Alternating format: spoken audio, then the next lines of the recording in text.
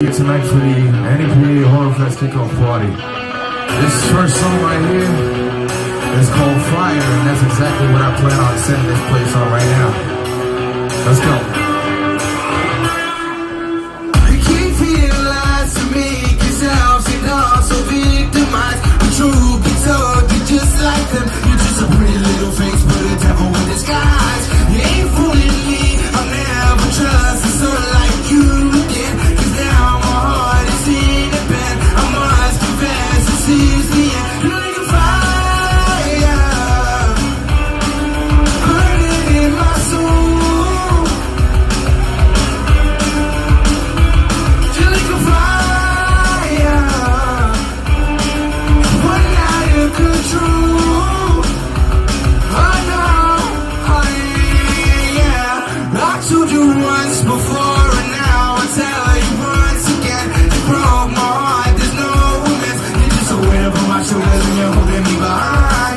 You're in my nightmares when I sleep. I fear there's no escape. I pray the Lord my soul to take. I hope you suffer my same fate. You're like a fire, burning in my soul.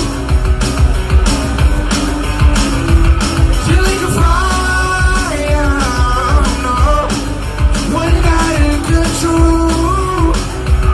Oh no, oh yeah.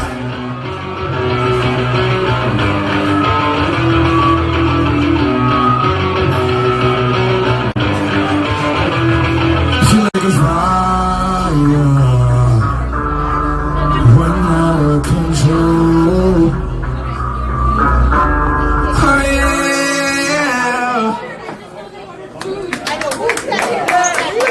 All right.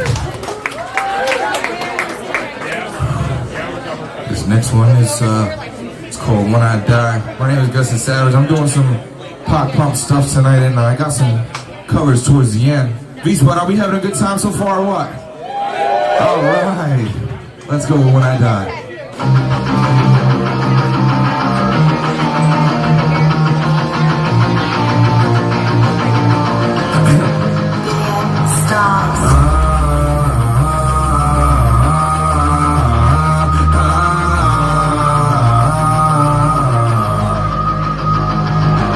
I've been alone, my thoughts, they start thinking to me.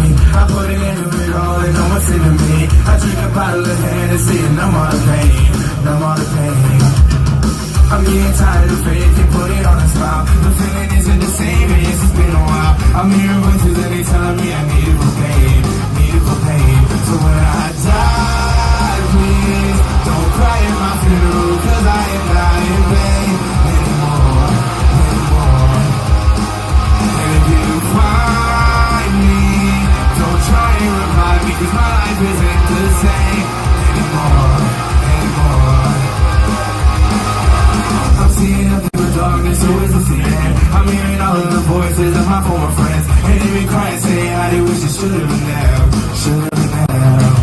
Now I don't wish this feeling on nobody, cause I reached my breaking point. So if you can just save yourself. So when I die, please don't cry at my funeral, cause I ain't not in vain anymore, anymore. And if you find me, don't try and revive me, cause my life isn't the same anymore, anymore.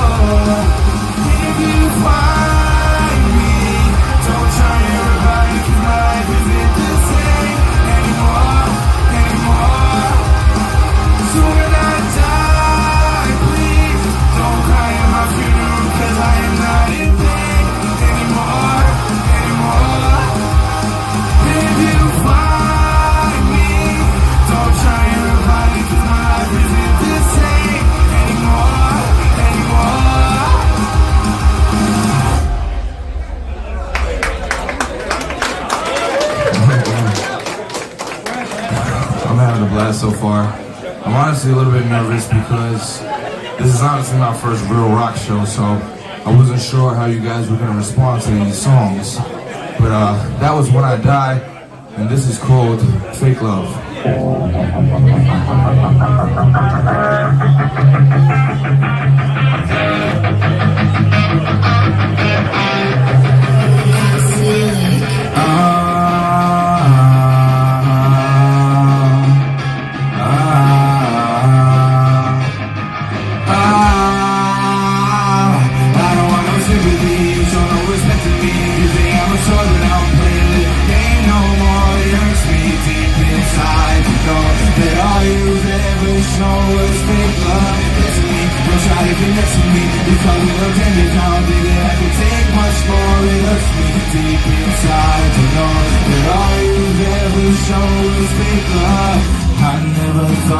You would ever be the one who pushed me down. Rip my heart out from my chest. I watched you toss it to the ground. Now I walk along these empty streets, but I can see you lurking, texting me with those I'm sorry. That's not gonna stop this hurting. You know what you did to me, but I can't let it get to me, no. I'm getting back up on my feet and I won't let you see me at my worst, cause I don't take defeat. You know what you did to me, and I can't let it get to me, no. I'm getting back up on my feet and I won't let you see me at my worst, and it's cause I don't want no sympathy. You show no respect to me. You think I'm a soul and I don't play the little game no more. It hurts me deep inside to know that all you've ever shown was fake love. That's what me, don't try to get next to me, because you know that I know that I can take much more. It hurts me deep inside to know that all you've ever shown was, you know that.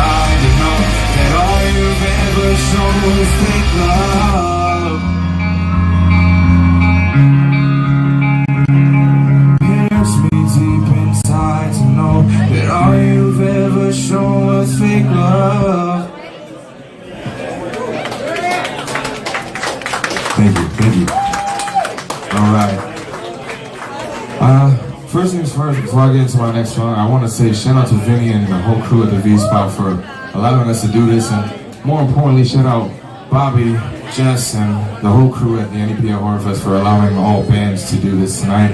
And shout out everybody who came here tonight to support this. Make some noise for yourselves. All right, let's get right into it.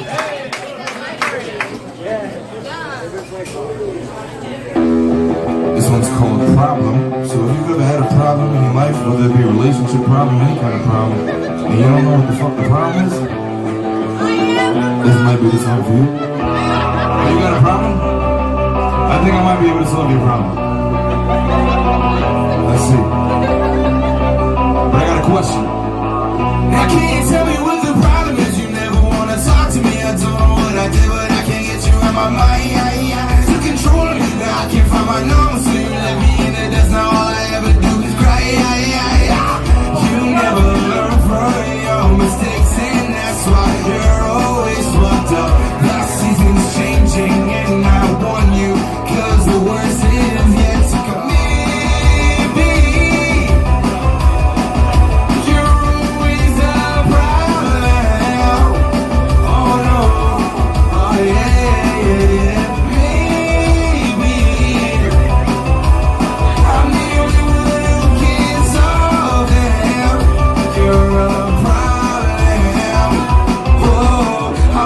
think you understand. The grass ain't always greener when you're on the other side. You told me this would never end, and I should've known better, but I thought you never lied. You fed me dreams that I was chasing, and now you left me behind. You said your heart was broken, cut mine now, and then I gave you my baby. You're always a problem. Oh no, oh yeah, baby. I'm the only one who gets all that. You're a problem. Oh.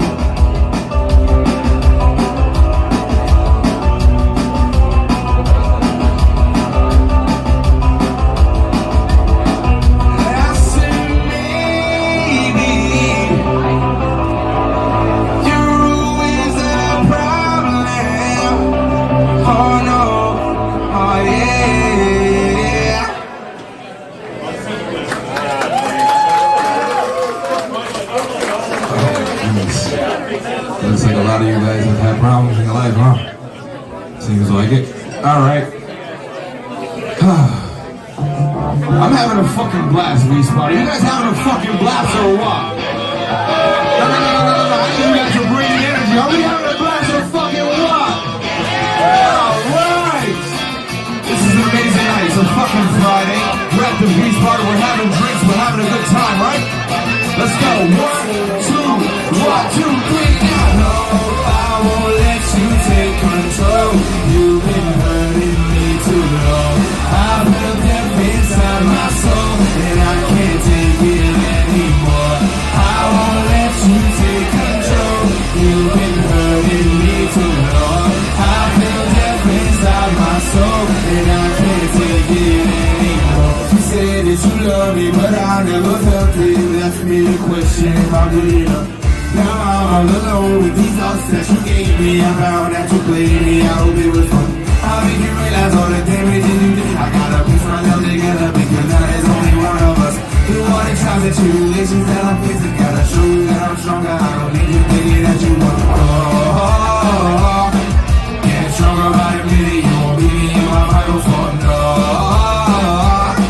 I don't need no damn apology, so leave you for your time is up. No. Everything in the world, it turns out you were loaded control. Many dreams and aspirations, and you turn them into shadow and flow.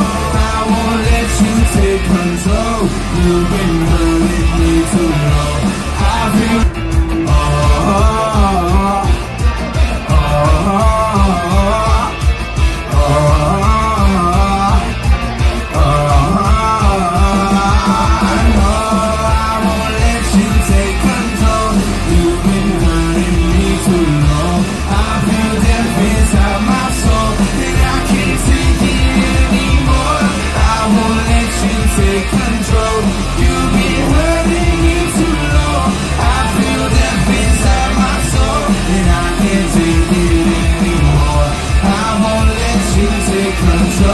you've been hurting me too long.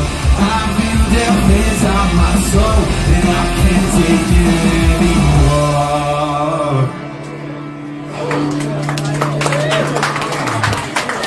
You know, this is probably one of the best shows that I've ever had in a very long time. You know, and it's all because of you. It's all because of each and every one of you who are in attendance tonight, making this what it is right now for the NEPA Horror Fest kickoff fucking party at the V-Spot.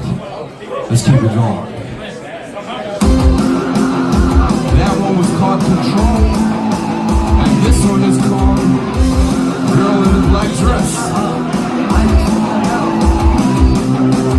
I'm slowly staring at me through the looking glass. I'm sitting wondering to myself, but she just coming in and take my soul. Feels like a German euro, and I can't contain myself, so now I gotta feel that you'll end up coming with me. She's started up from head to toe, and she's been always wearing black. Feels like she been setting me up for my funeral. The way she goes into the night, it feels like something ain't right. This is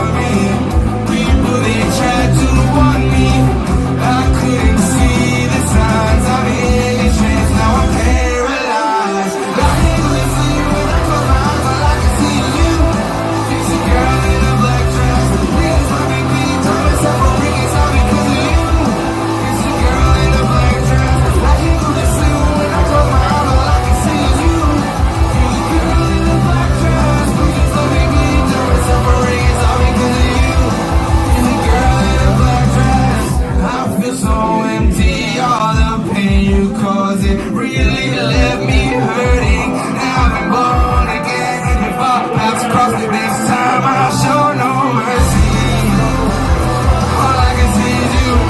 It's a girl in a black dress. Please just let me be. Tell myself I'm ringing something for you. It's a girl in a black dress. Watch me do this too. When I come out, all I can see is you.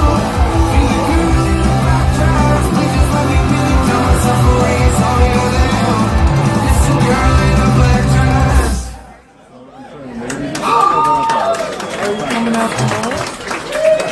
Okay, so this next song is actually dedicated to the events that are transpiring tomorrow at the Circle Drive-In.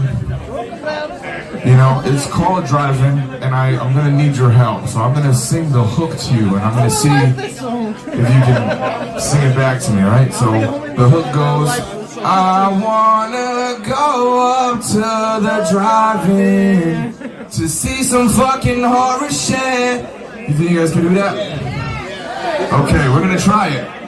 Let's see what we can do. Tomorrow, go meet Bill Mosley at the NEPA Horror Fest at the Circle Drive-In. Let's go! Pack the truck with some drinks, 'cause it's a Saturday night. And it's gonna be a spooky one. Maybe in October, but tonight they gotta give us a fight.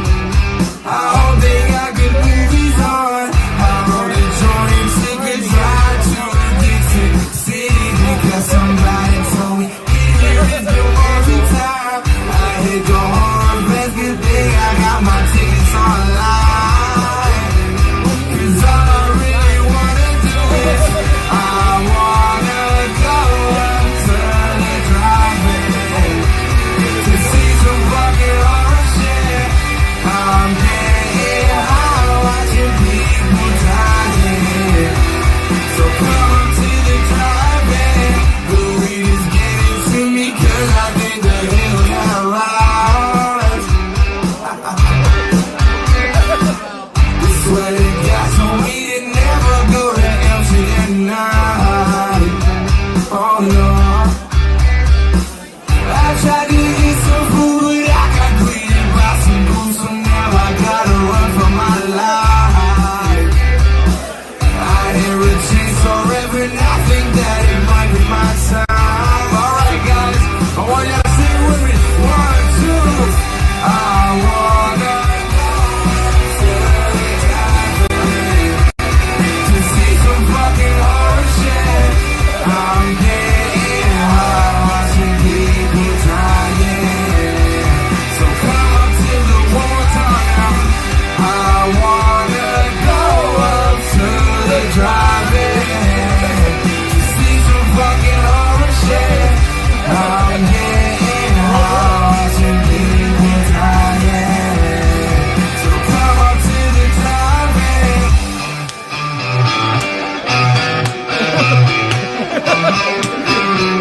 So come up to the drive-in. I appreciate everybody who tried. It sounded amazing. Thank you very much. Alright, I got 2 more, and these last 2 are cover songs. So hopefully when I sing them to you, you know them. This first one is a parody.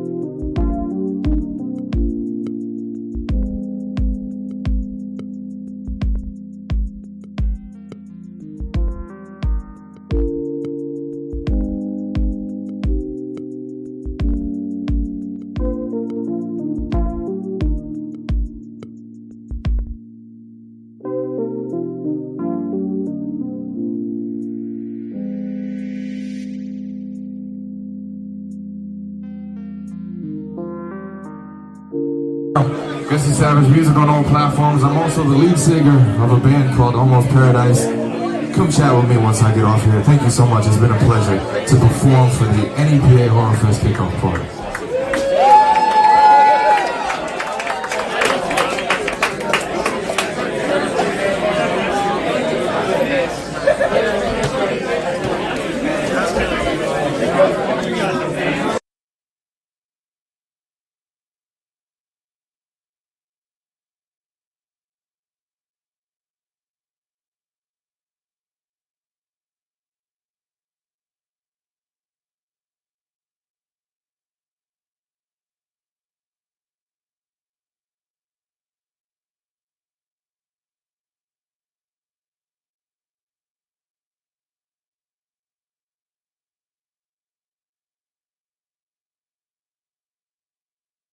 I'm happy to be here and happy to be coming back to Dixon City and Scranton in general. So you've been as I might have mentioned, I was just there doing a movie called The Fetus. Oh, cool. And stayed in Dixon City and went into Scranton when I was able.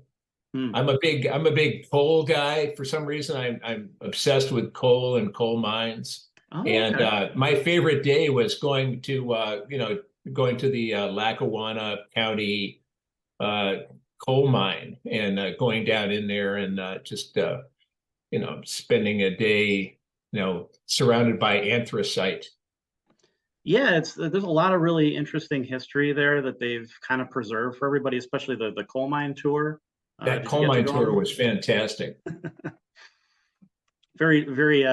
It's interesting because that's what we've been known for a long time, and now it's The Office, as everybody knows Scranton for The Office, because that's the city that it takes place in. It wasn't actually shot here or anything like that. They did some outside shots, but that was about the extent of it or whatever. So it's nice to have somebody in the area who wants to see Scranton for something else other than The Office at this point. Yeah. Well, also, the one thing I missed, because we had a pretty rigorous work schedule, but the one thing I did miss was the Scranton Train Museum. Oh, okay. I'm a big train guy too, so that was what I was hoping to catch a little a glimpse of the Scranton Railroad Museum. So. Oh yeah, that's a lot of fun too.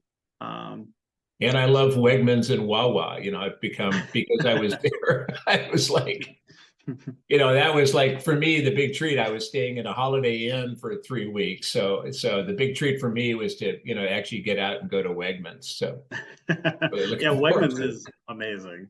Yes. And of course the debate of what's better, Sheetz or Wawa. So are you a Wawa guy? I am a Wawa guy. All right. And it's so funny because speaking of Pennsylvania, I was actually, maybe a year ago, I was in Malvern, Pennsylvania, shooting a movie called Hayride to Hell with Kane Hodder. And oh, cool. And then to come back and do The Fetus in Dixon City was really, it was a treat. I love it there. So looking forward to coming back to the Keystone State. That's quite the title too, The Fetus. Yeah, The Fetus. Could be anything, really. It really could.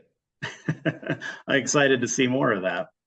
So most of the conventions you go to kind of have, dozens of guests and all different kinds of movies and stuff. This whole event is really centered around you, is dedicated to you and two of your biggest movies. How does that feel? It feels good. I'm very happy. You can't really, for my, I've done lots of work, and really I'd say the two standout movies for me are the ones that you're showing. So Devil's Rejects and Chainsaw 2. And I'm happy about it. I was actually at a couple of years ago, I was at the Mahoning Drive-In. Oh, and outside, and that was, I love it. The thing that really fires me up about the conventions and is actually meeting the fans who are into it. You know, I'm into it. That's how I'm able to you know, do what I do. You can't not be into it. Right. Yeah. Whether it's Chop Top or Otis or, you know, Luigi Largo from Repo, the Genetic Opera, you got to be into it. And I am. And, you know, what I love especially are the fans who are into it as well. So it's, you know, it's a mutual love fest.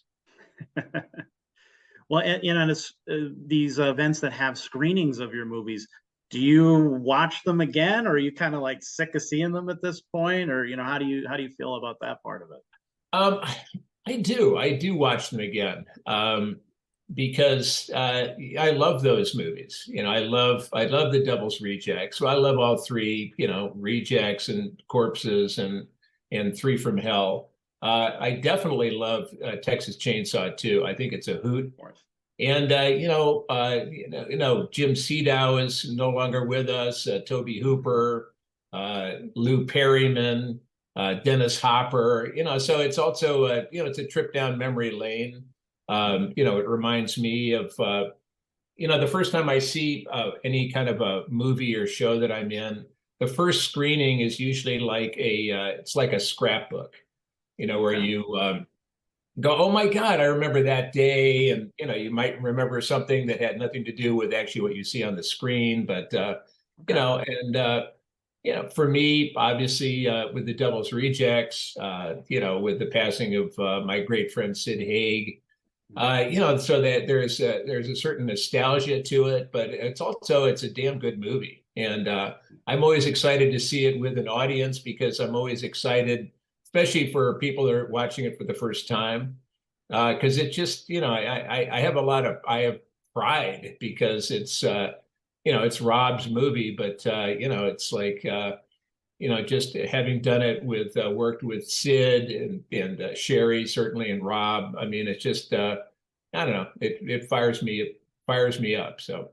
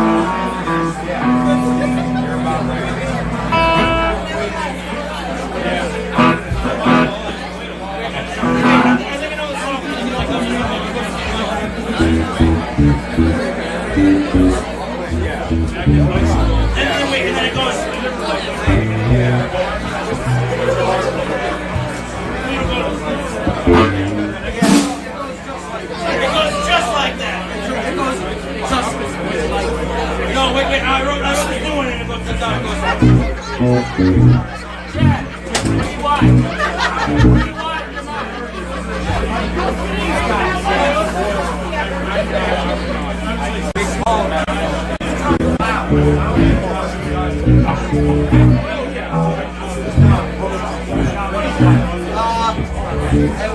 my guitar.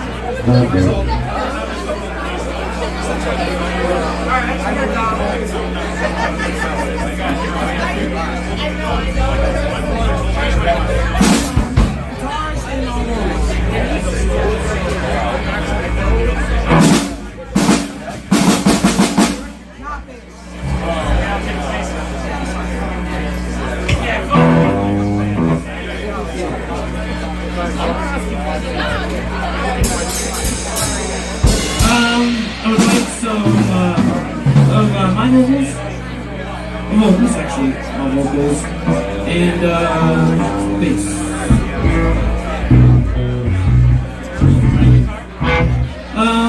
Yeah, I want the guitar. Drum bass. I'll play something. Okay, I just want to hear you play. Yeah.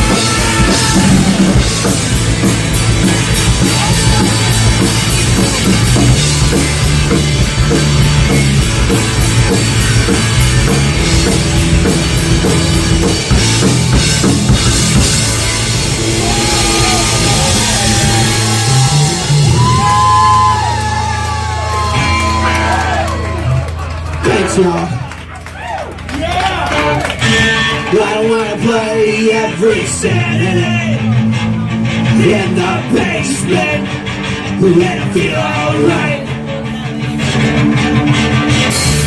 I don't wanna look at you and I wanna hear like the earth bitch. I wanna play every Saturday night.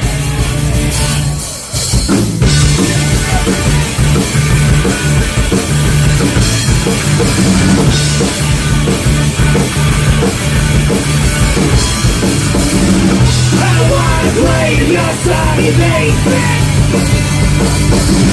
I don't wanna play in your shiny basement. Today.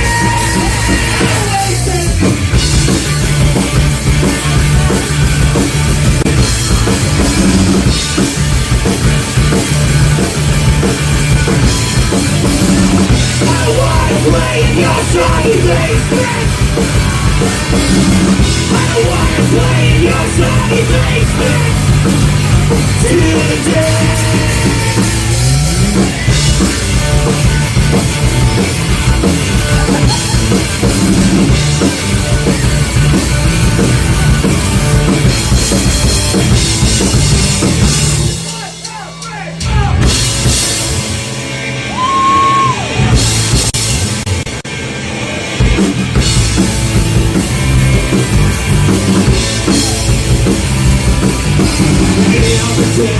Yeah, shit, I don't care about what people say. I don't care about it anyway. We don't care about me. I don't wanna grow up like you. I don't wanna grow up like you. I don't wanna grow up like you. I want to grow up. I want to grow up like you.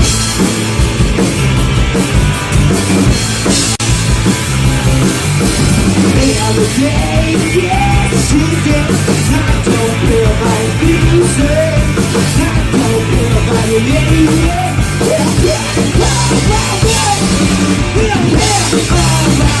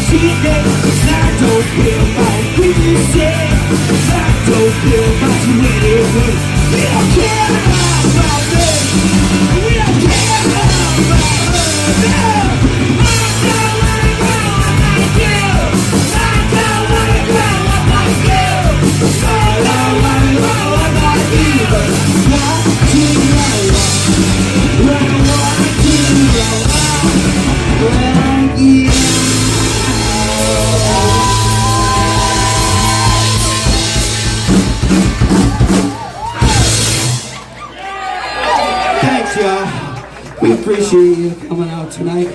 We'd like to thank Bobby Keller and Just Me Only for doing this wonderful event twice a year. It's fucking awesome. And we are honored to always do it. And I would like to thank the Sherman Bears for always having my back. Can someone get me a fucking glass of water? That'd be great. H2O. H2O. I'm gonna wave by your glass.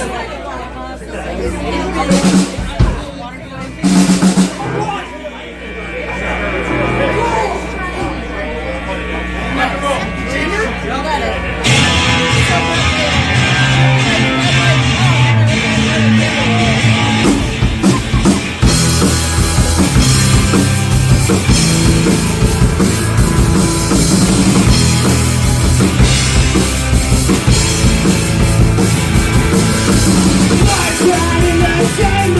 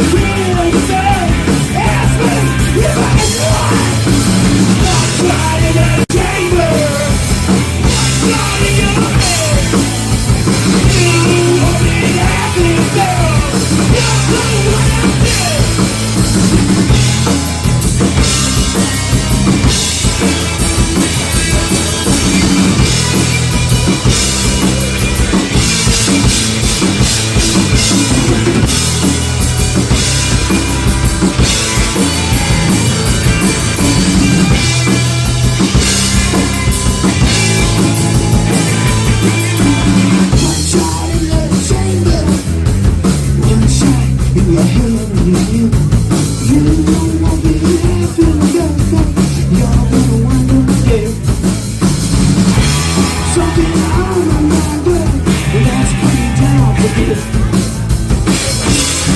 don't kill you, babe. It's me.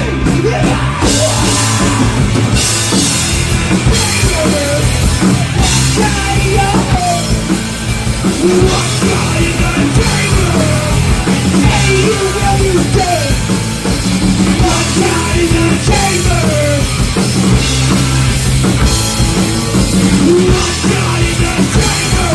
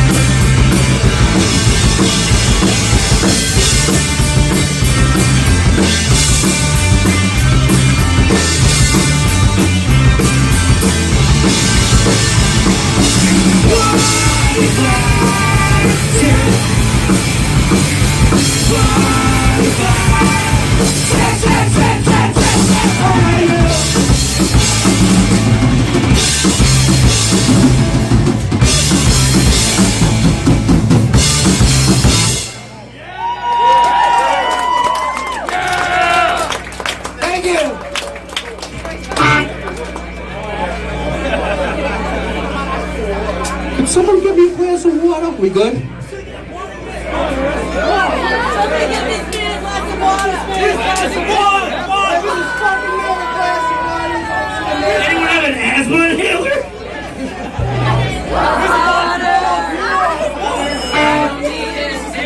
We were all sulfate in inhaler form.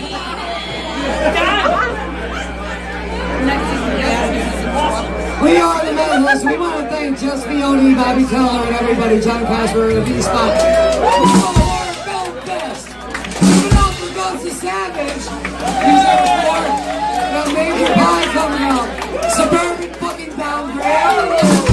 And Rubix Pube. Give it up for bartenders. Tip them well. They work hard to keep you happy.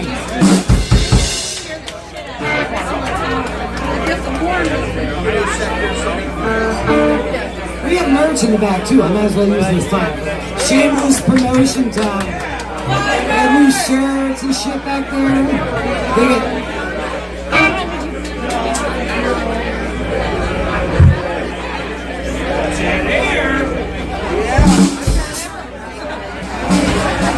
Don't make me start talking about how I met down the pro life. You can't have dead silence with me on stage. It's too dangerous.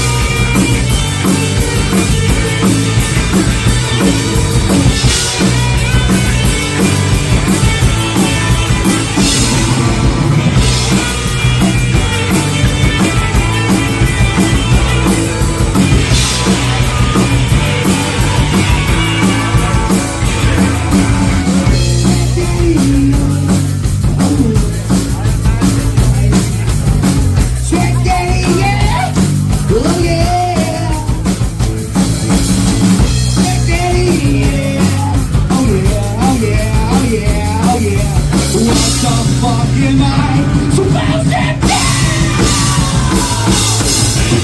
Back daddy, yeah, oh yeah.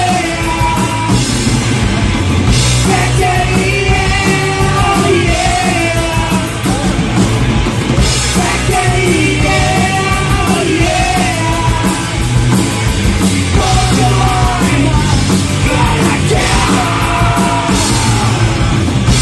What am I gonna do? What am I gonna do? What am I gonna do? What the fuck am I gonna do? What the fuck am I gonna do?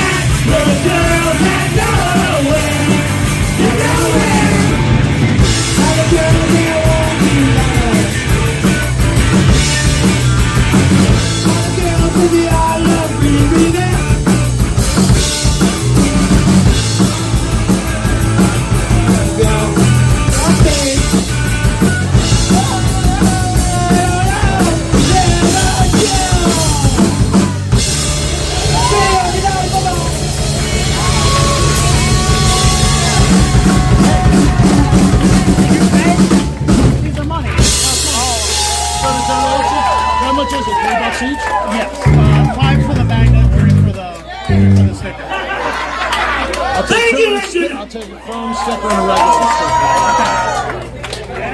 What do I owe you? 6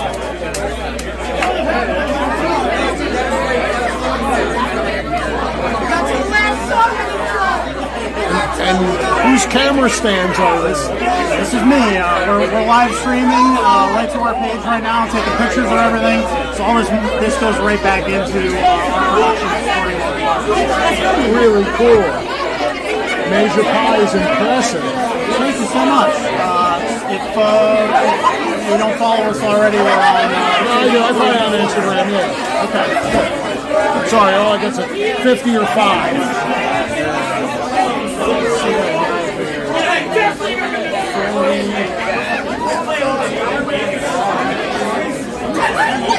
5, all that. George? Thanks, buddy. Yeah, thank you. You're gonna tell me $4,000 suit. Three slaves, $2,000 gift suit. Did you see what the man did to my boy?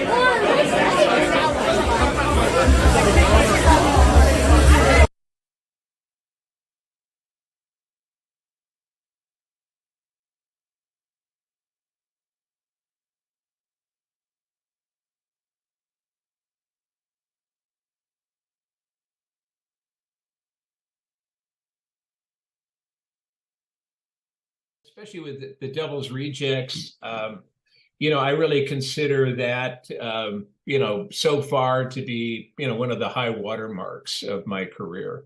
And if that's it, you know, if I were to, you know, drop dead tomorrow, which would kind of screw up your plans, but I have there are no signs that I will. But I'm saying that's, you know, that would be a great legacy. You know, Otis and the Devil's Rejects.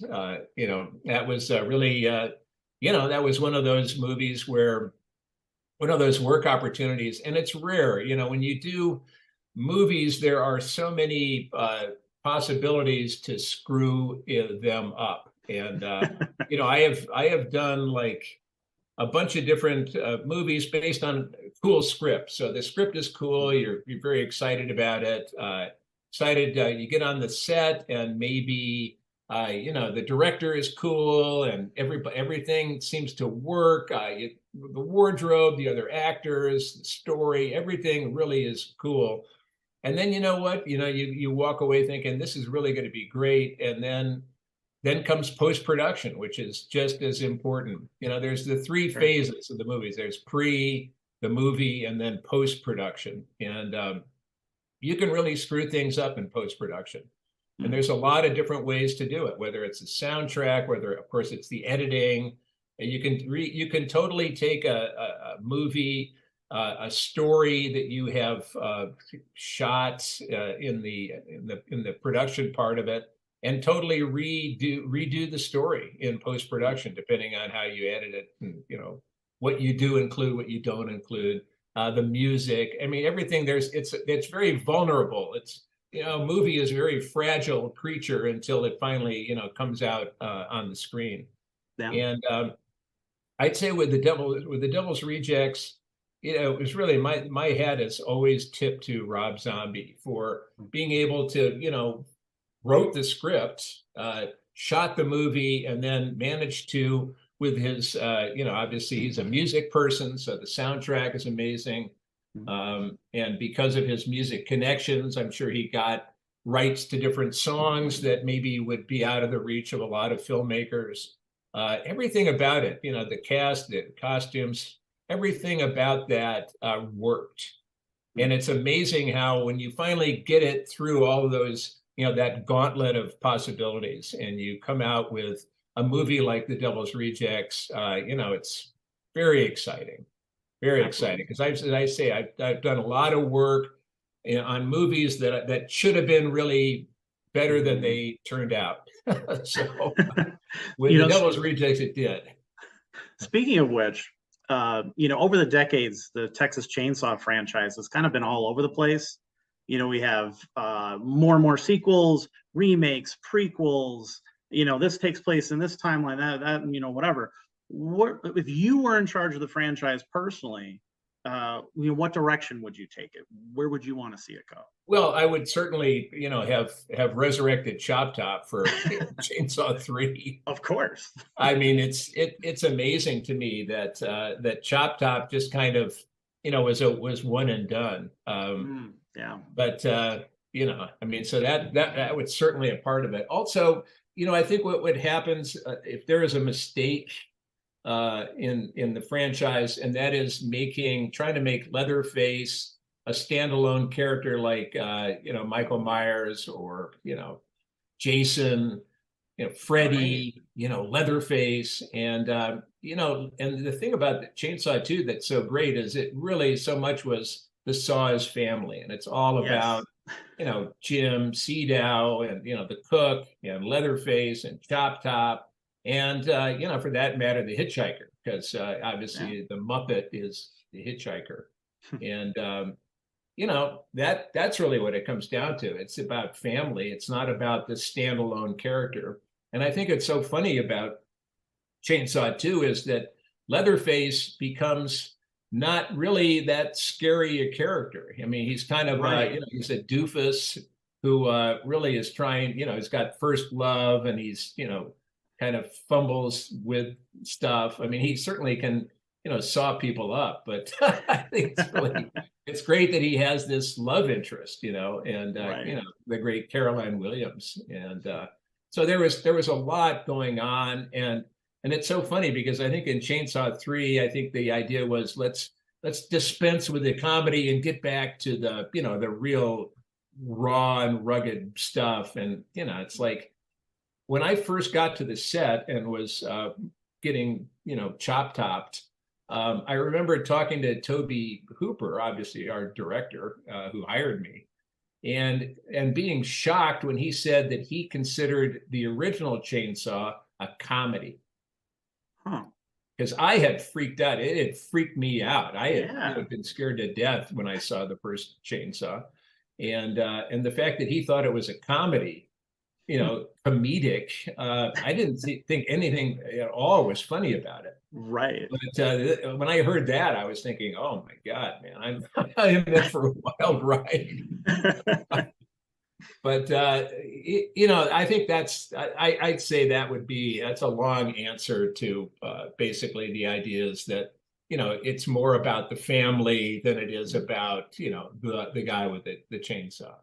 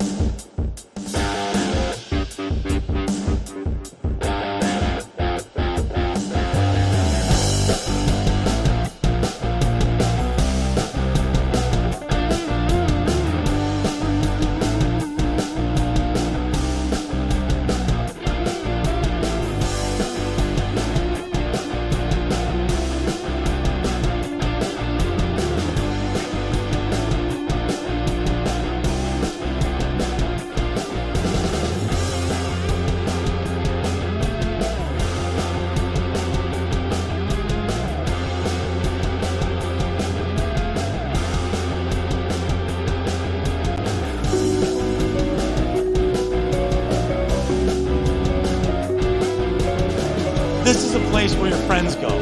Just an extremely friendly environment.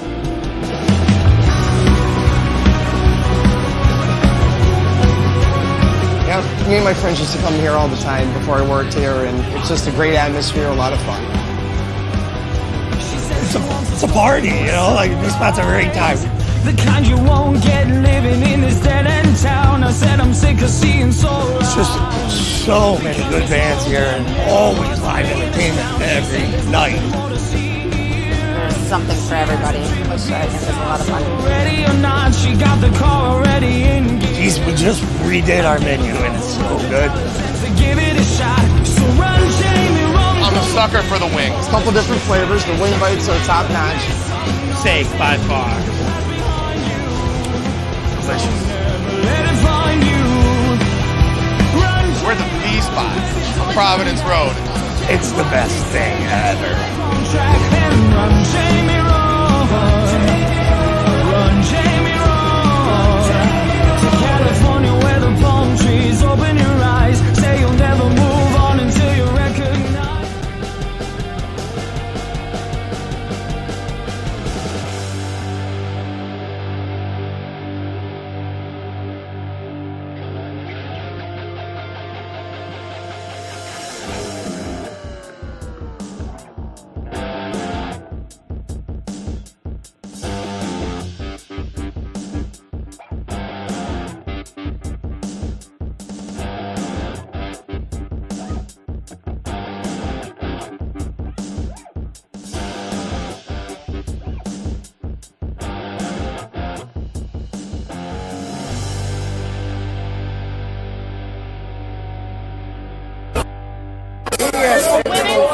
And men's six.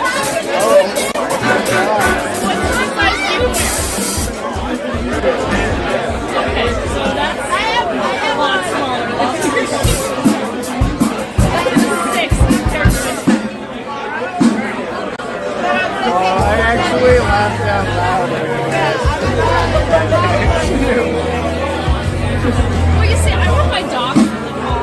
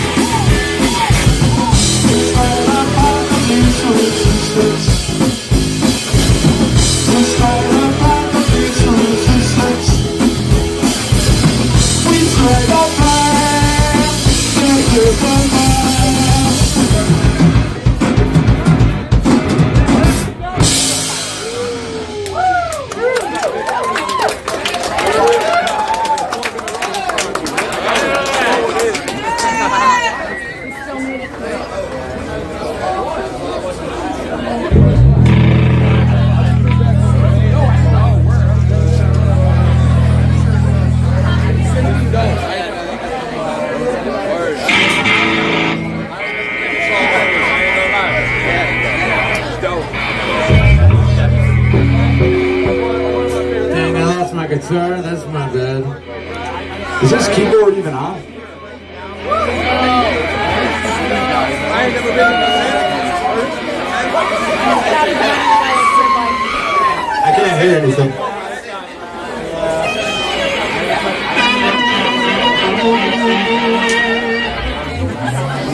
I'm playing it right now.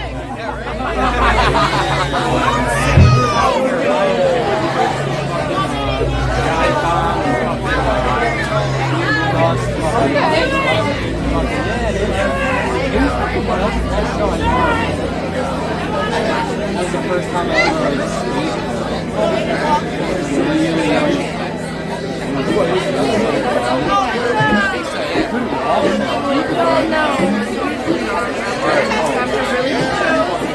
You know it's in the show? Yeah, I woke up and my knee was dead. So I was like, yeah, fucking, I'm wearing my damn brace. Sorry, slight delay, but in the meantime, look around the bar and try to find the weirdest person. Oh, so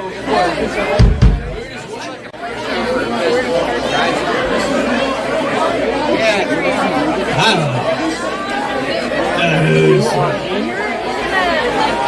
You know a lot of music, I feel like.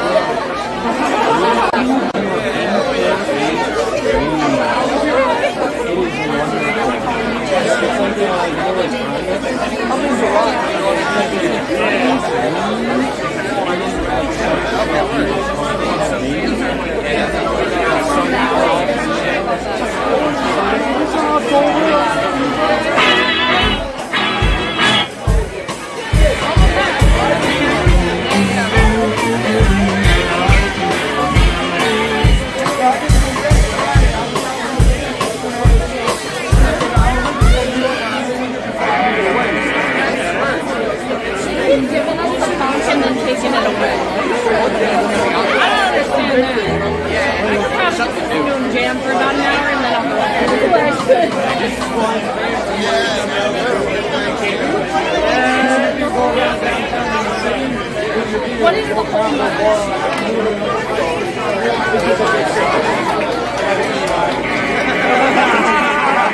All my friends lost their license to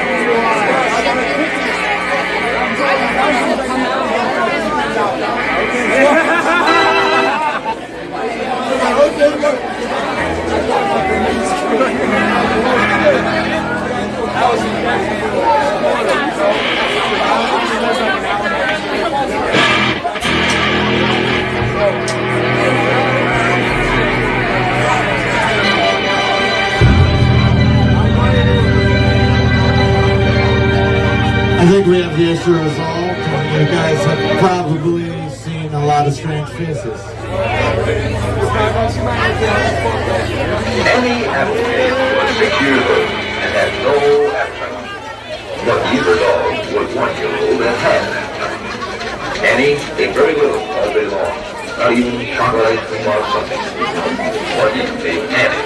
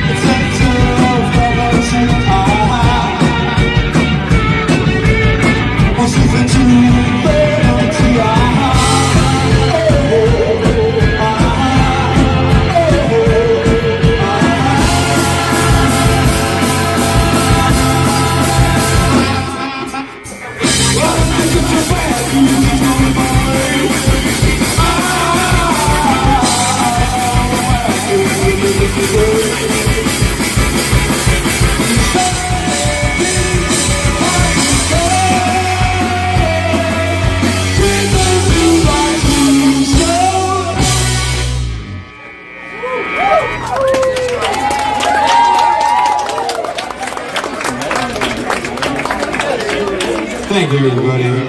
We are Major Pie.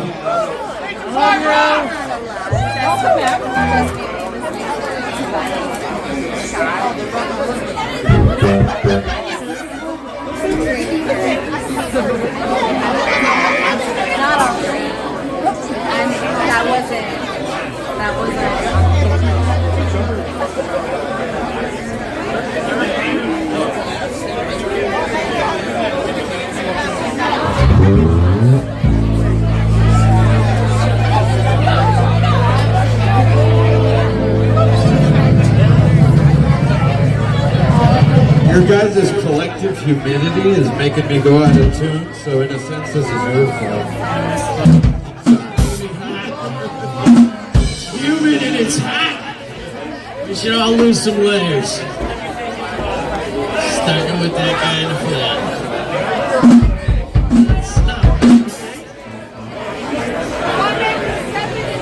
Okay, we're gonna attempt this cover song.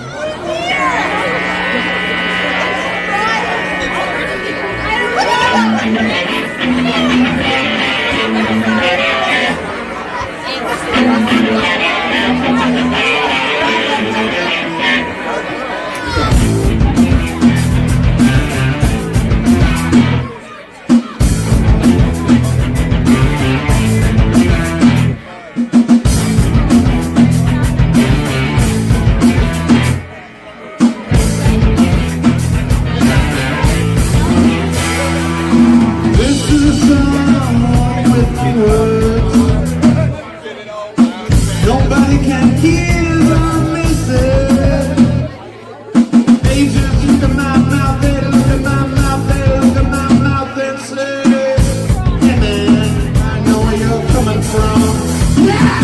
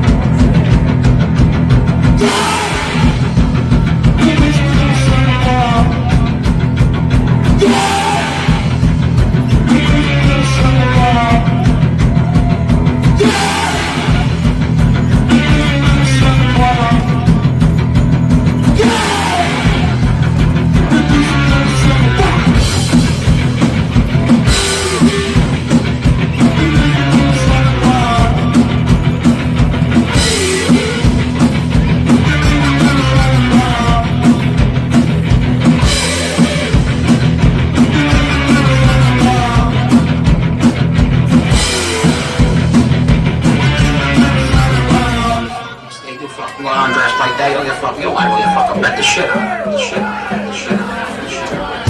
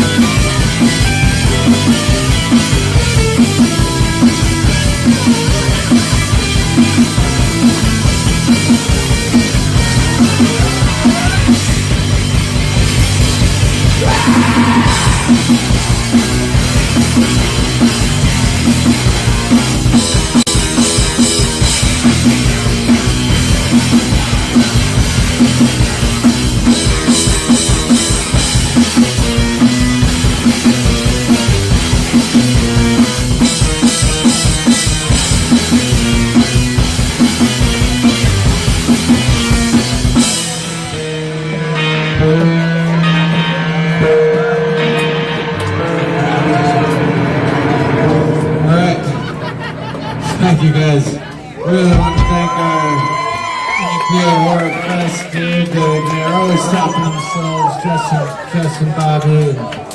It's always awesome to be here. And we play again in Bethlehem on June 30th, and then again in Scranton July 8th at the Scranton Flea Market. Probably our last song because we probably took so long. There's a brand new one called They Didn't Matter.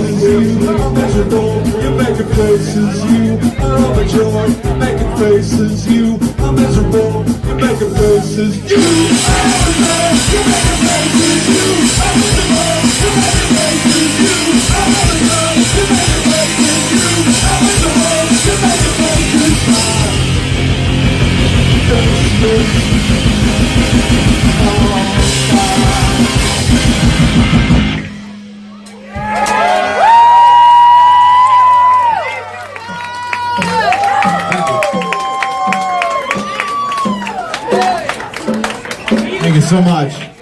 Stay tuned for the awesome Suburban Downgrade and Rubix Pube.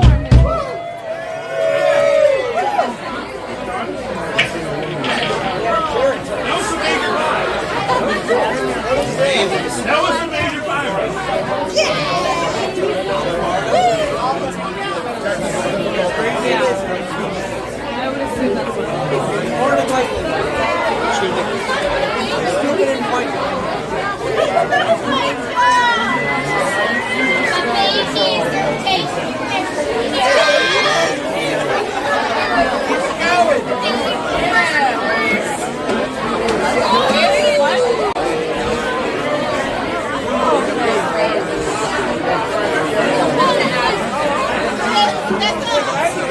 Yeah, that was cool. Are there other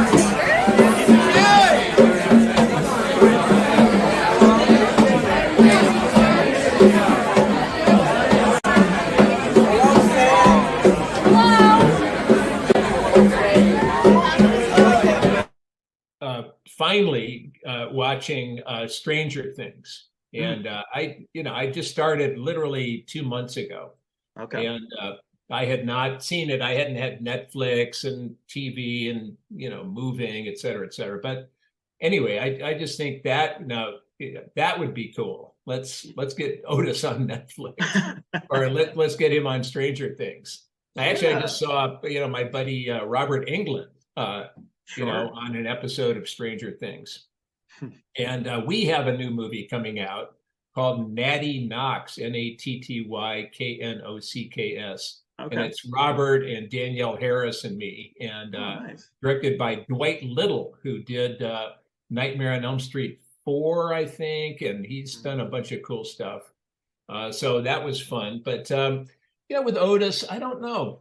I thought that at the end of Three from Hell, spoiler alert, we do drive off. We lose Sid, but we've got Foxy, Richard Brake, and Sherry and I, and we leave the scene of the crime, in the back of a car with a three-legged dog. Everybody's smiling and looking around. So, obviously, Rob left the door open for something else. The only thing I could think of really was going into the porno business.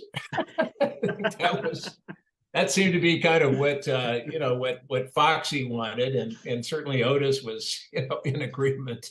I'm not sure if Sherry would want that, but who knows? I mean, whether the Firefly trilogy turns into a 4-piece Firefly story about them going into the city or getting into some kind of a seedy enterprise, I have no idea. I'm up for it, but I really don't know what's going through Rob's brain. How he sees that. If that's like trilogy, that's it. We're one and done. Right. What I did think though, because when we finished with House of a Thousand Corpses, and finally through, it took about 3 years for it to finally reach the screens. Yeah, I remember how long it took. Yeah, we did, because we did it in 2000, and it didn't come out until 2003, and then it did so well that Lionsgate said gave Rob the money to do a sequel. And it's, what's amazing is that most horror movies, especially, when they have a hit and they do a sequel, a lot of the time it's pretty similar to the first one. They just want to kind of capitalize on the success of the first one. Right. But what Rob did was, change things so dramatically.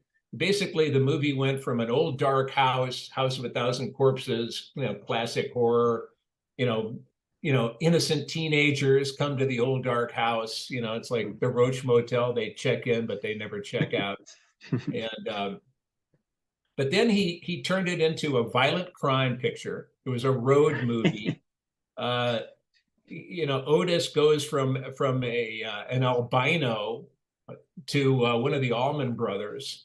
Captain Spaulding is for the most part without makeup. And Sherry does her laugh only once in the whole movie. She does her baby laugh, and Rob completely changed things, and so that Devil's Rejects is incredibly different from House of a Thousand Corpses. I mean, yes, it's got the same trio, but actually in House of a Thousand Corpses we don't see Captain Spaulding that much. We see him at the beginning and at the end, but there's not a lot of Captain Spaulding in the old dark house.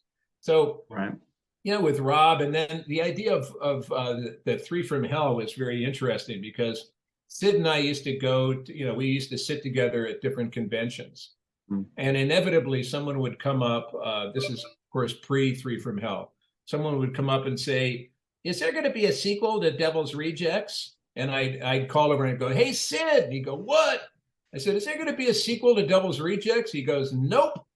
And I'd say, "How come?" And we'd wait. We'd count 1, 2, 3. And in unison, we'd say, "Because we're fucking dead." And everybody would laugh and nod.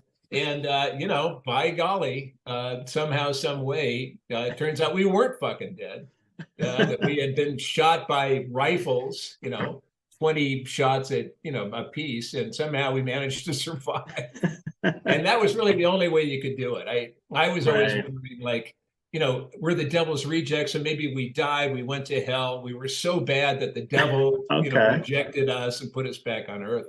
But of course, when you do that, then we're supernatural and anything goes. The only way that really, you could do a sequel that it wasn't supernatural and then got silly was, again, we survived, miraculously survived all these gunshot wounds. And I thought that was great. And I thought what Rob did with 3 from Hell was really amazing. Just story-wise. Also, remember, we were about to shoot when we found out that Sid was ailing and couldn't do the movie really as was originally written. So, Rob had to kind of rewrite it. He ended up with Richard Brake from 31, and it was just an amazing act on Rob's part to pull it together, kind of swerving, kind of almost off the cliff, and just doing this amazing job. So I have full faith that if there is going to be a 4th movie, and I certainly haven't heard one peep, but if there were to be a 4th movie, I'm sure that it would be really fantastic.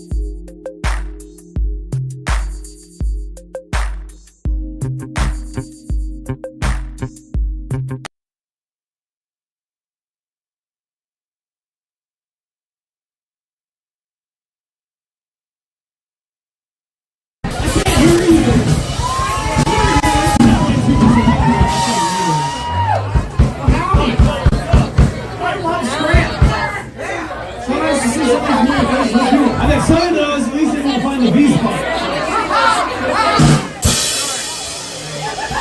Whistle on the fucking Downgrade, here we go!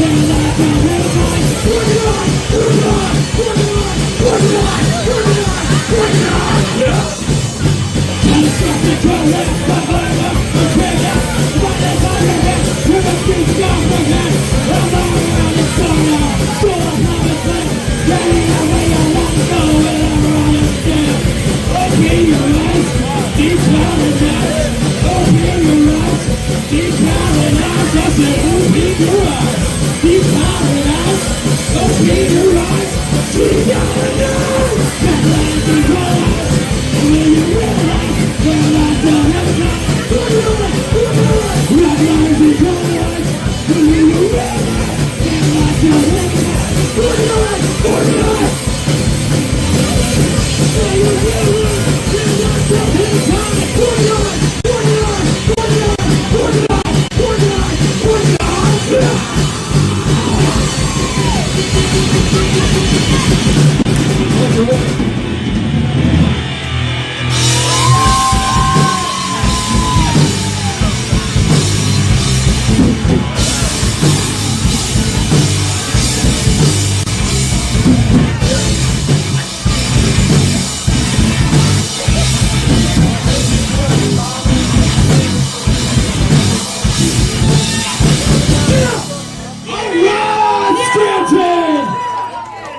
More guitar in the Mesos, please. Thanks. I wrote this song about not being able to do drugs anymore and being mad about it.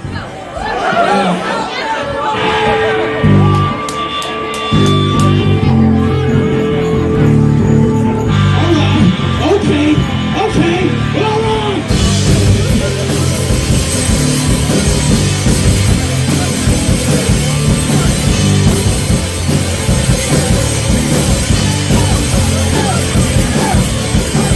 Can't seem to be a man.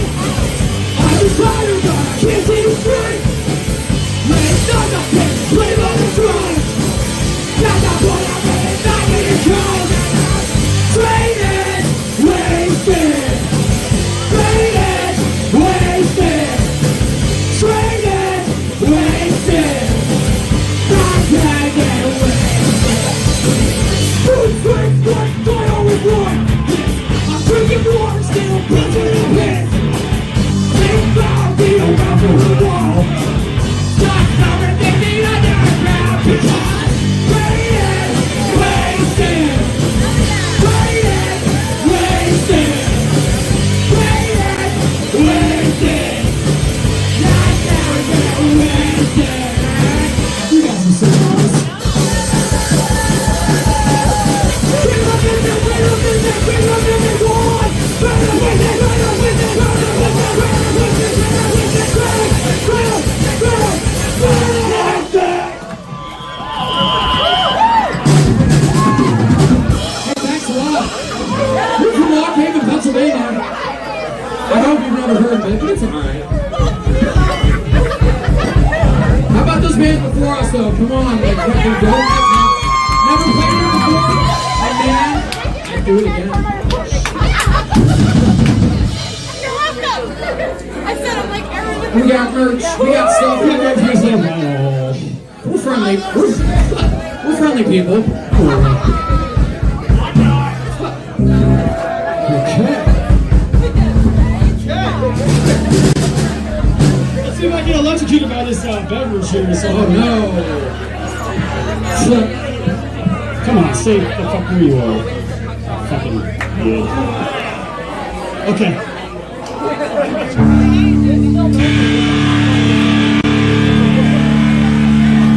This is an anti-cop song, and you don't know why.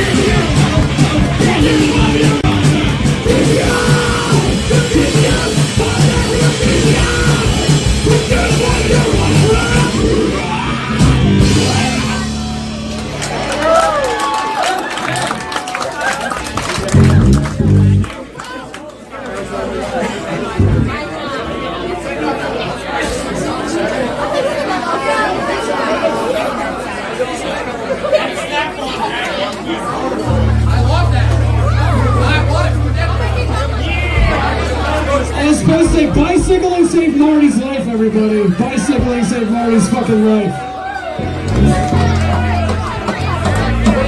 This is our slow song.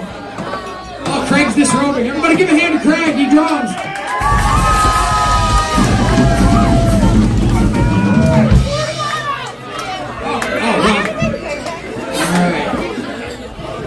Time to dance some more.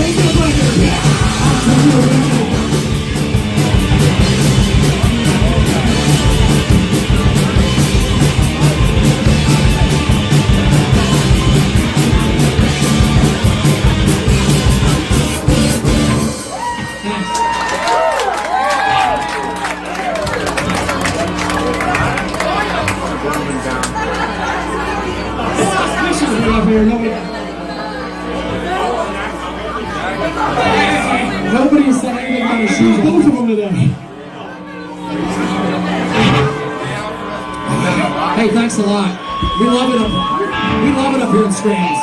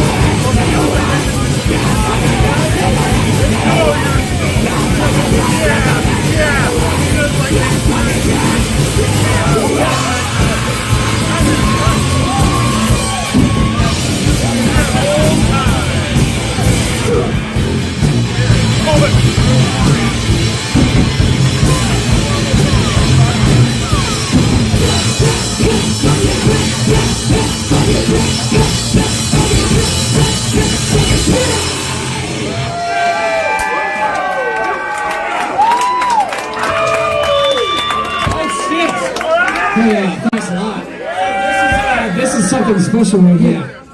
We're going to play a new song that you haven't heard yet. Yeah, in person, right now. We're going for you. This is about finding yourself, trying to find yourself after you've gotten yourself so fucked up in the head for so long, to the point where you don't know if you even fucking know who you are anymore. Sure you all get that. So if anybody here has ever felt that before, this is for me.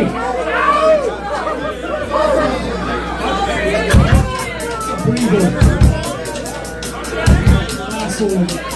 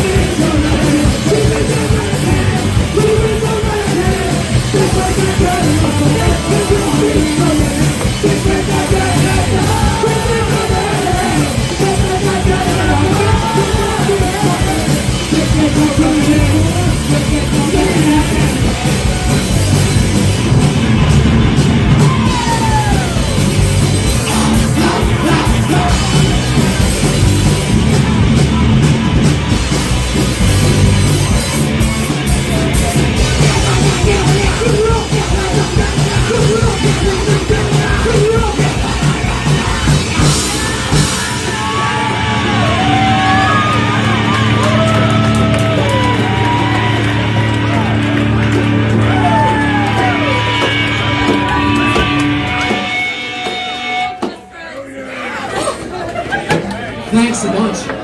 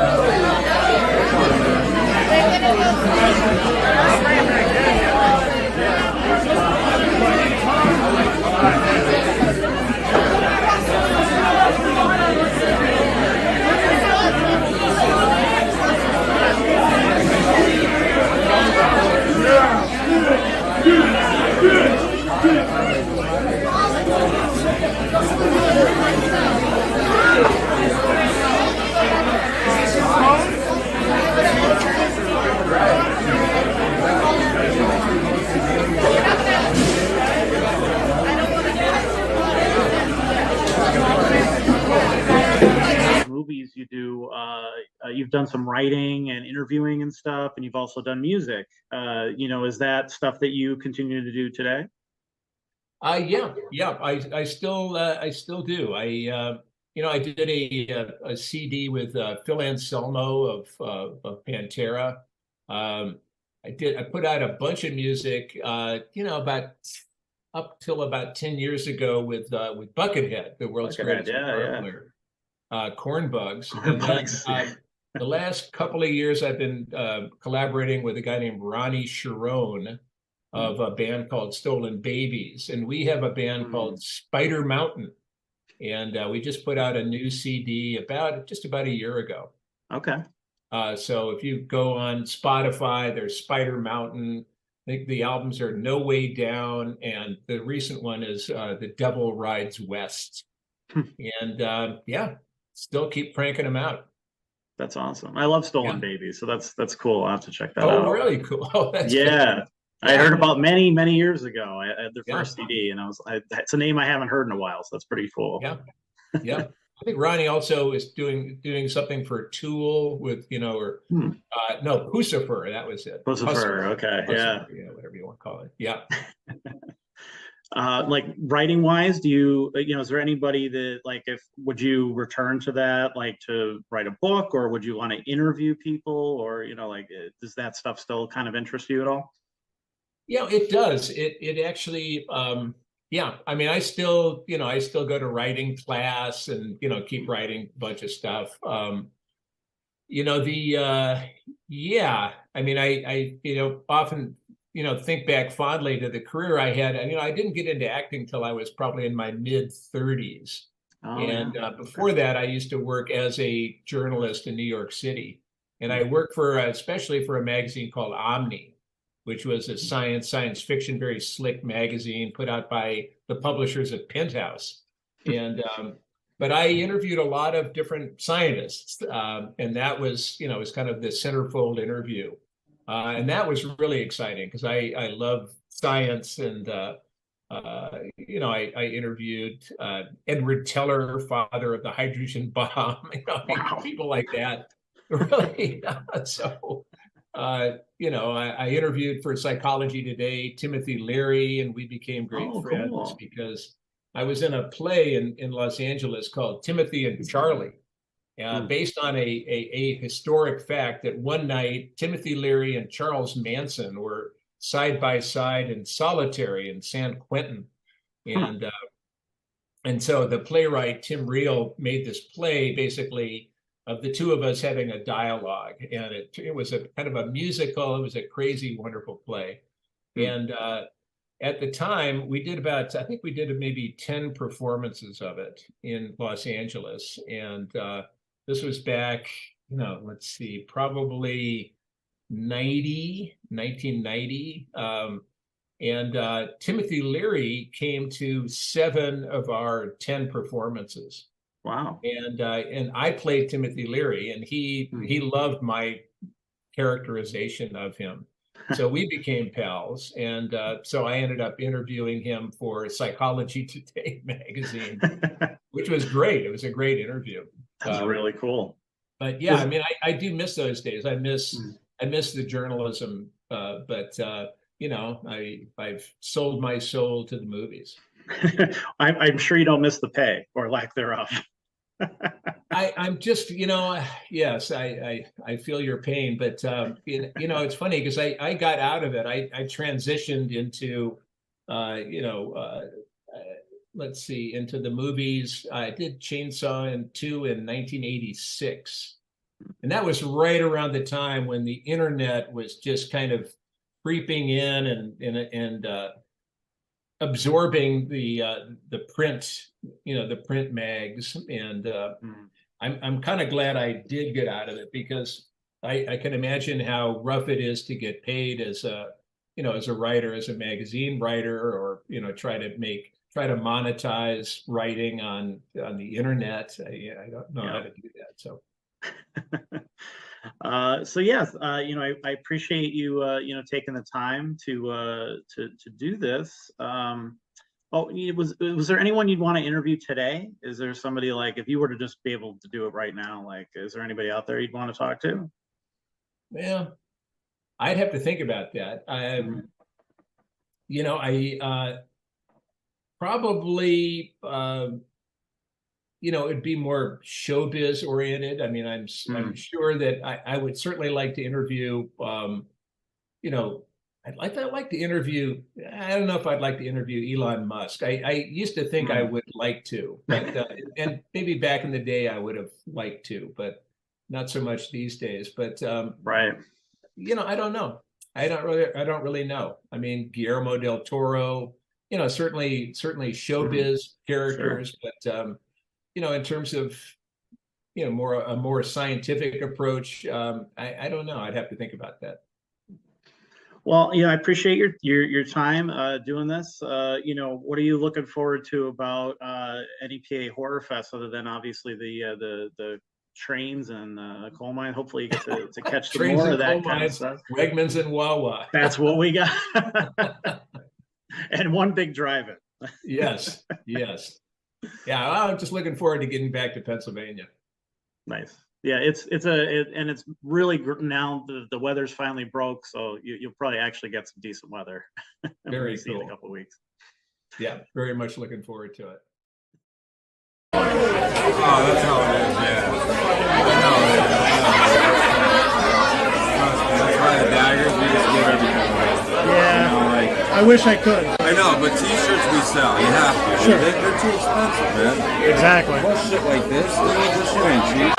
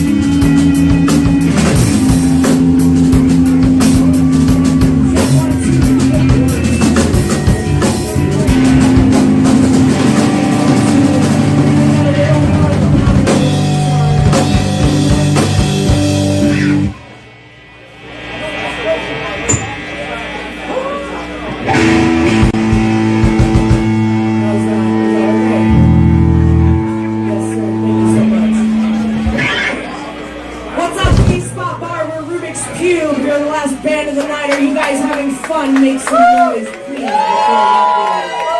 so happy to be here. This is such a beautiful audience. You guys doing good?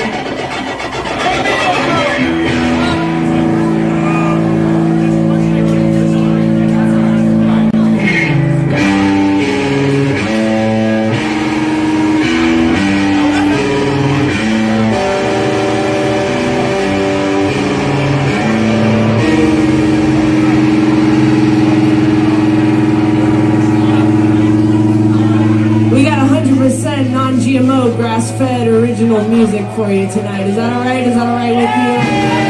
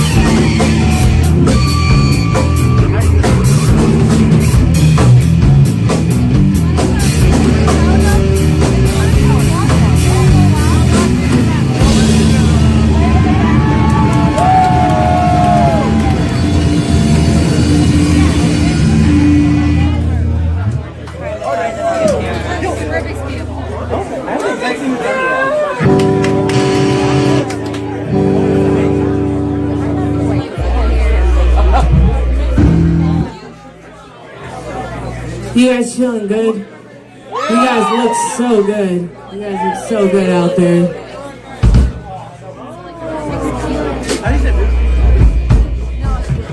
Yeah, no, it's my guitar. Band's called Rubix.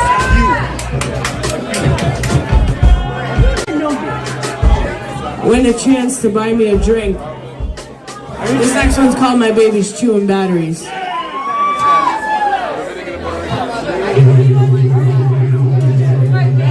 Sierra Nevada, that pale ale. This one goes out to you, Sean.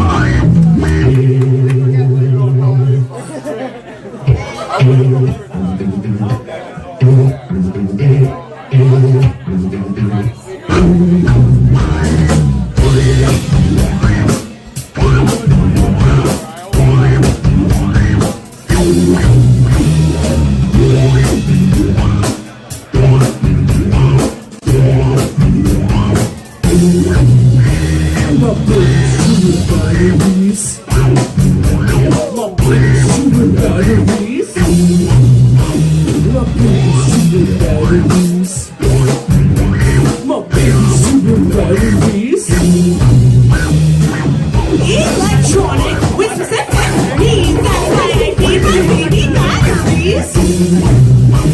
My baby's chewing batteries. My baby's chewing batteries.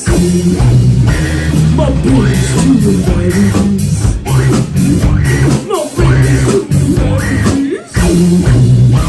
Big mama, baby, yummy, yummy, yummy, yummy.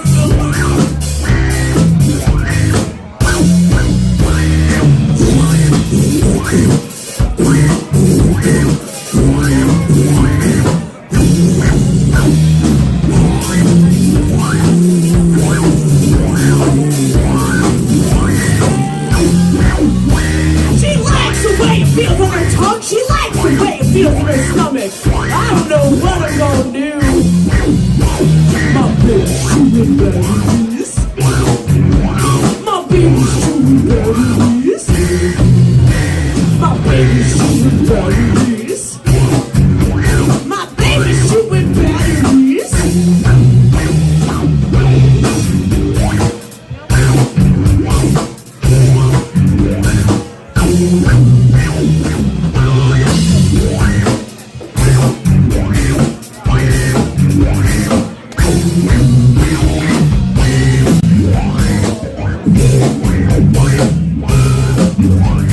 Bring her home, boy.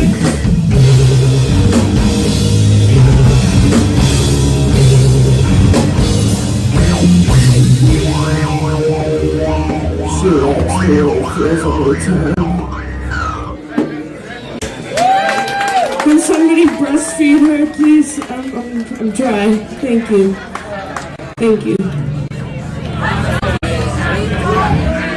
After I get this dog with me, I can breastfeed the baby again.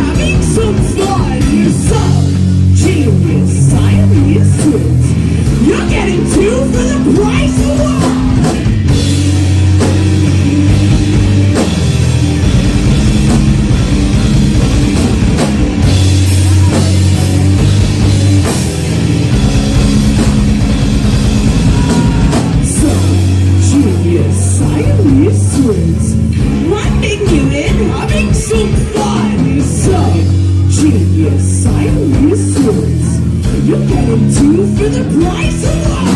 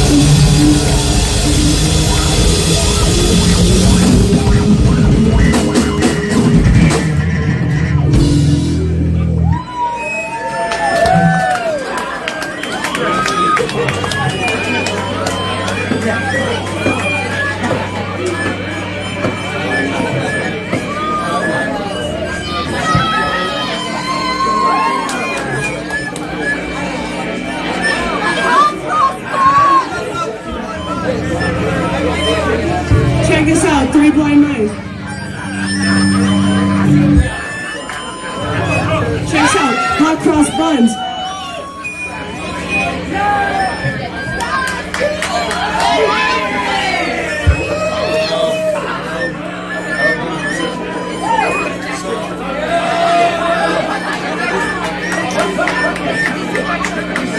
We're so proud.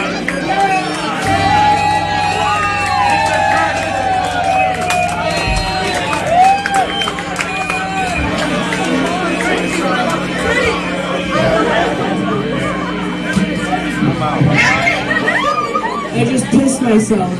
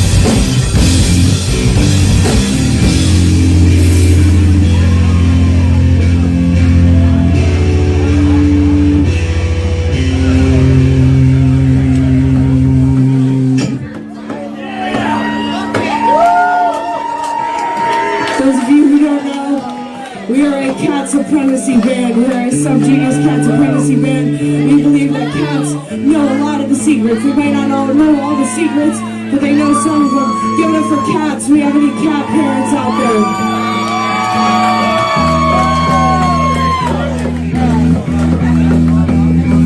I got new strings. This one's called Grandma.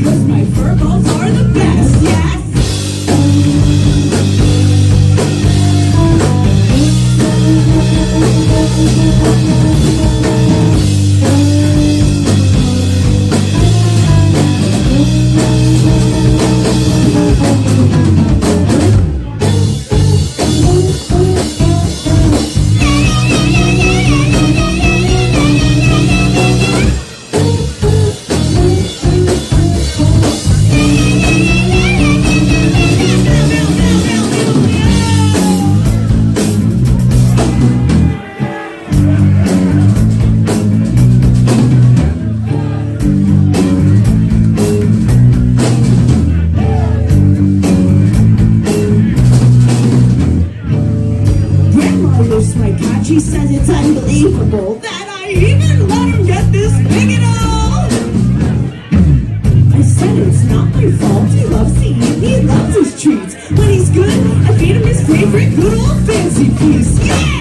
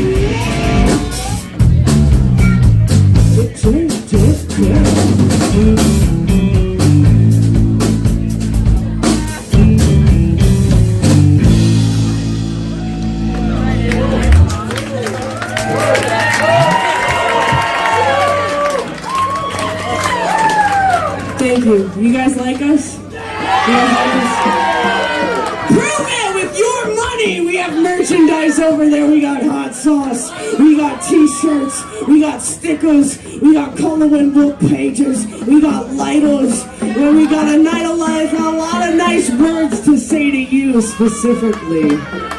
So come talk to us. Thank you everyone who's fed me alcohol throughout this set.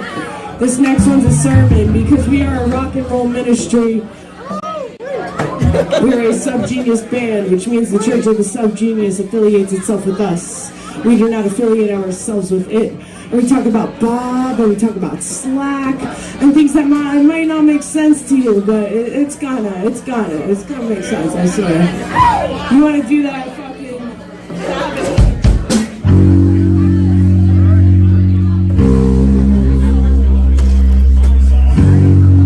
So this next one's a sermon, we're just gonna jam for y'all.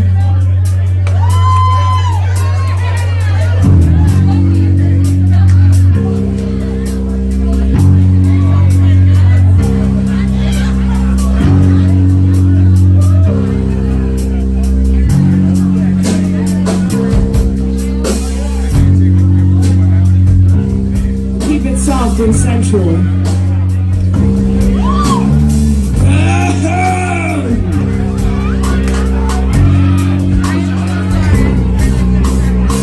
Alongside your normal everyday life, there's another life, one in which you have slack. The vast majority of mankind remains in ignorance.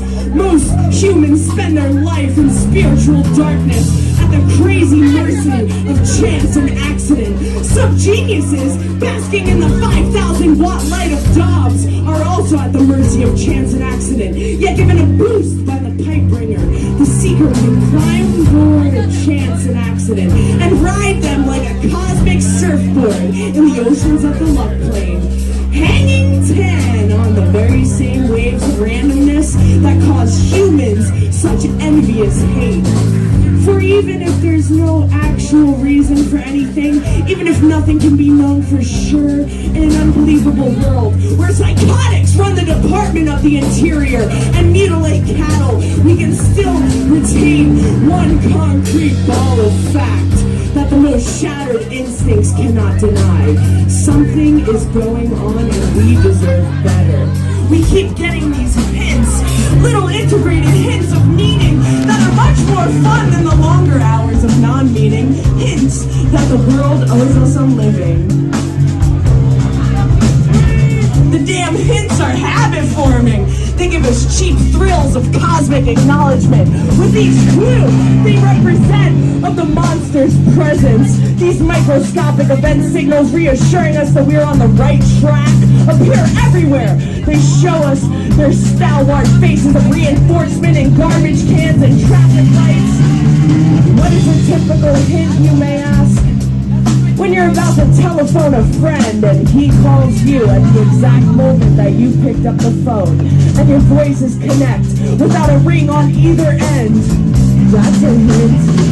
When you receive on the same day an unexpected bill from the IRS for $1,000 and also a check from a forgotten creditor for $1,000.01, that's a hint.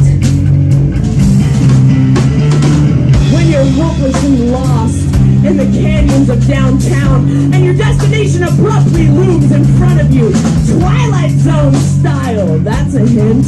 When you're in a state of sweaty indecision as to which of two people you should go out on a date with, and a song blasts out of the radio, making the right choice as clear as fetus paint, that's a hint.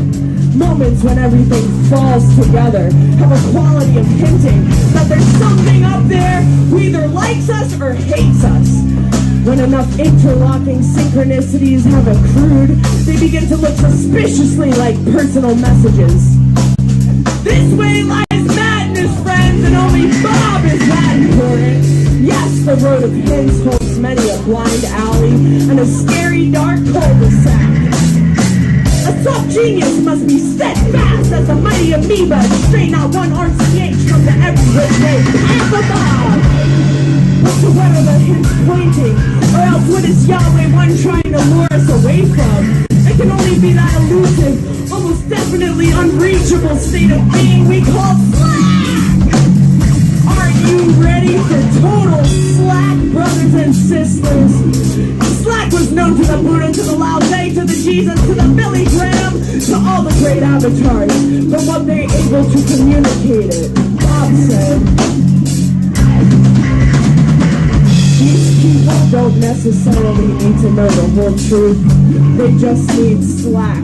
Brothers and sisters here at Subgenius Church, we follow the path of least resistance. We praise Bob, even if you don't know. Can I get a praise, Bob?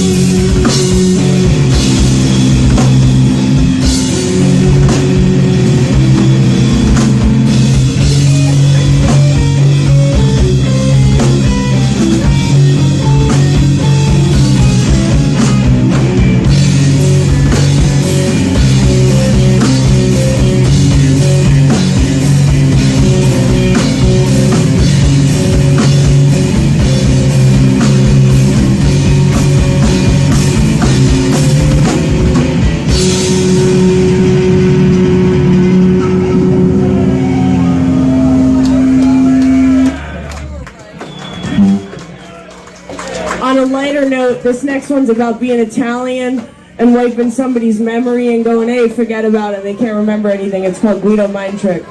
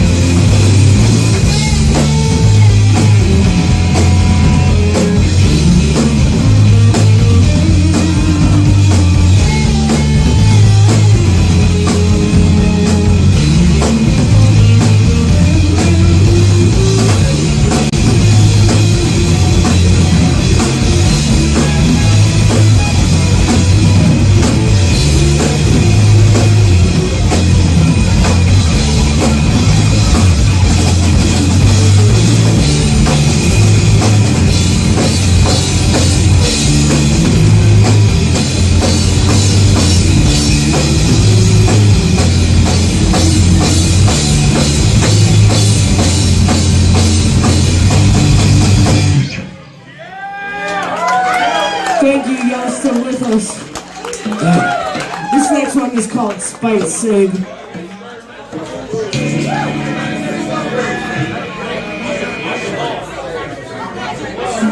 Alright, I guess these guys need to drink water. So, everyone turn to the person to your left and tell them either your favorite animal or what you like sexually. Go.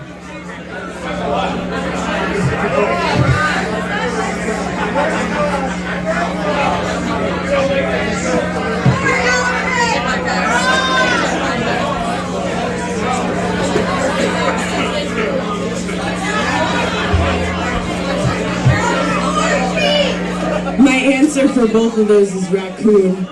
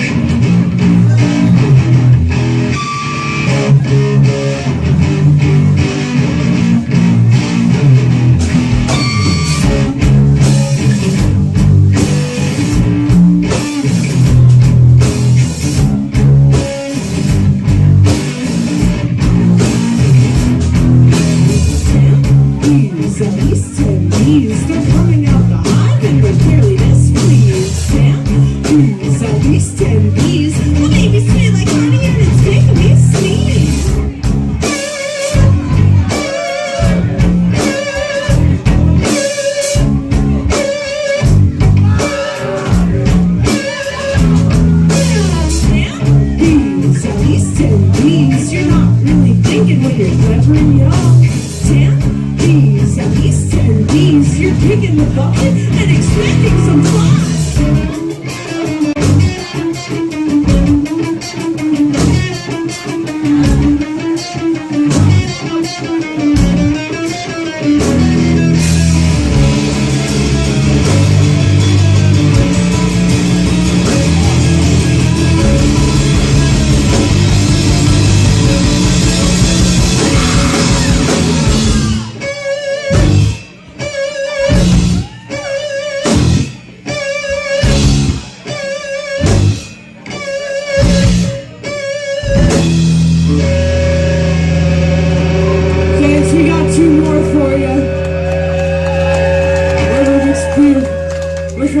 Pennsylvania, we got a show tomorrow at the Funhouse. If you like us so much, if you're feeling feisty, come talk to us. This next one's called Rat in a Red Bull. Give it up for Lord Rock God on the drums, Chef Shafar on the bass, otherwise known as on the bass.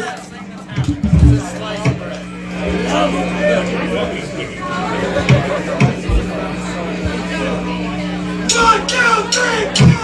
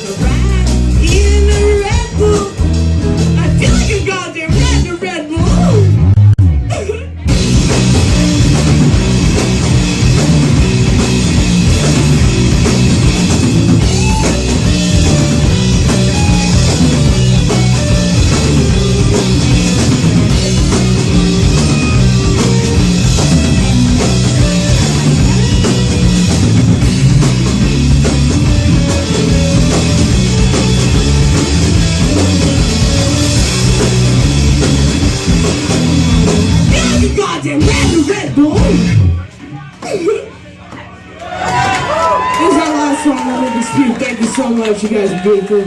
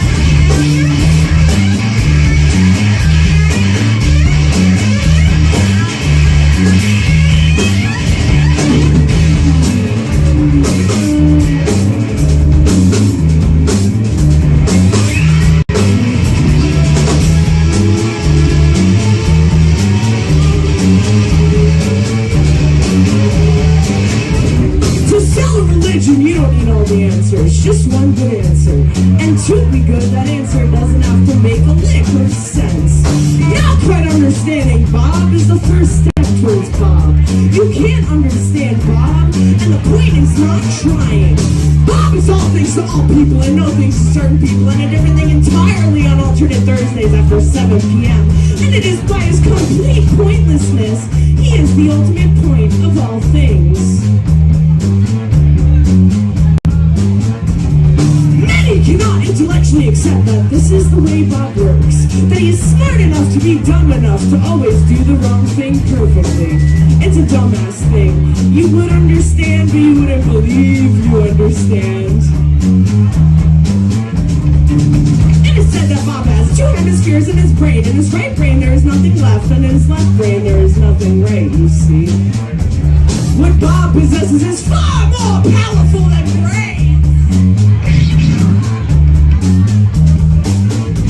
What Bob possesses is luck.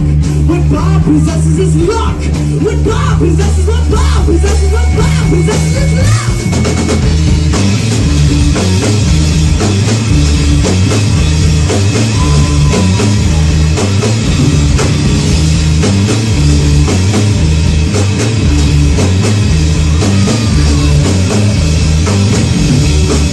Yes, brothers and sisters, continue to follow the path of least resistance. Continue to hang tight on the waves of the upgrade.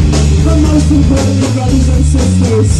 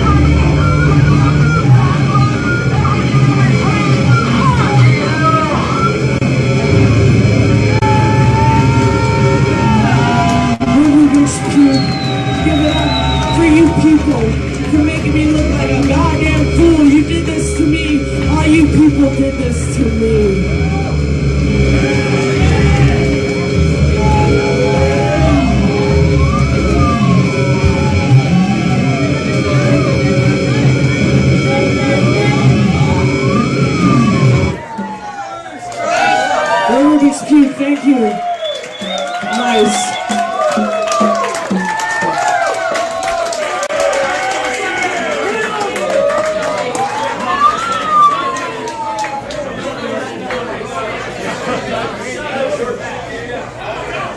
That's it, that was your lullaby. Now you have to go home.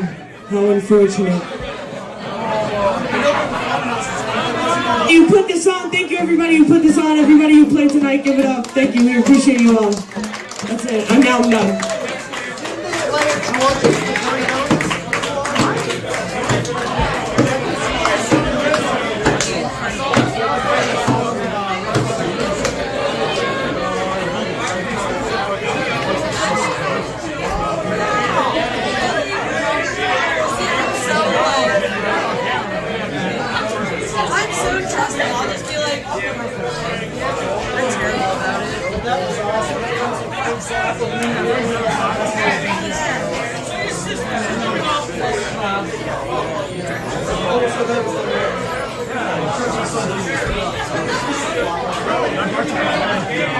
Not these guys, Church of Jesus. They're out for it.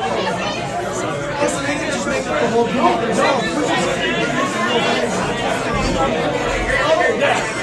Yeah, I think that was like the whole group that they made up on their own.